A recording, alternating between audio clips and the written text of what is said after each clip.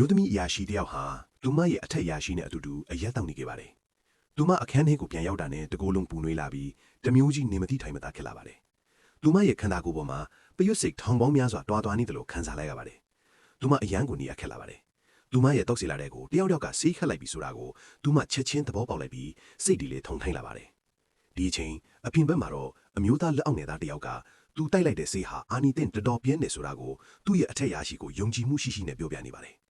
တပြည့်စီသူရဲ့စကားကိုကြားတော့အထက်ရာရှိရဲ့မျက်နှာပေါ်မှာယုံမားတဲ့အပြုံးတစ်ခုပေါ်လာပါတော့တယ်။အခန်းထဲကအမျိုးသမီးအရာရှိလေးရဲ့အခြေအနေကတော့ပိုဆိုးလာပါတယ်။သူမလည်းထိတ်လန့်တကြားနဲ့ရေးစီရှိရာကိုပြေးသွားပြီးမျက်နှာကိုရဲရီနဲ့ပတ်ပါတော့တယ်။ဒီလိုလုပ်လိုက်ရင်နည်းနည်းလောက်တတ်တာသွားမလားလို့သူမထင်ခဲ့ပေမဲ့အရက်နဲ့ရောထားတဲ့ဆေးအာနီတင်ကိုသူမရှော့တက်ခဲ့မိလာပါ။အစွမ်းကုန်စူးစမ်းခဲ့ပြီးမြဲဘာမှမထူးခြားခဲ့ပါဘူး။သူမရဲ့မျက်နှာကပိုပြီးတော့ပူလာပါသေးတယ်။အမျိုးသမီးအရာရှိလေးရဲ့မျက်လုံးတွေမှာမျက်ရည်တွေဝဲလာပါတယ်။ဒီညသူမကိုသူမသာမထိန်ချုပ်နိုင်ခဲ့ရင်ဆိုတဲ့အတွေ့နဲ့သူမအယံကိုစိုးရိမ်နေခဲ့ပါတယ်။အထက်အရာရှိကြီးကနာယီကိုကြည့်လိုက်ပြီးအချိန်ကျပြီလို့ထင်တာနဲ့အမျိုးသမီးအရာရှိလေးရဲ့အခန်းစီကိုတန်းတန်းမတ်မတ်သွားပါတော့တယ်။သူမြင်လိုက်ရတဲ့မြင်ကွင်းကြောင့်သူအယံအံ့တော်ပါပါတယ်။အခန်းထဲမှာဘယ်သူမှမရှိတော့ပါဘူး။ကတင်ပေါ်မှာအဝတ်အစားတွေပဲကျန်ခဲ့ပါတယ်။ကောင်မလေးထွက်ပြေးသွားတာကိုသိလိုက်ရတော့သူဒေါသထွက်သွားပါတယ်။သူလည်းတာဝန်ကျစာရေးကိုချက်ချင်းနှိုးပြီးသူမအကြောင်းကိုမေးပါတော့တယ်။ဒါပေမဲ့စာရေးကလည်းသူမဘယ်ရောက်သွားလဲဆိုတာကိုလုံးဝမသိခဲ့ပါဘူး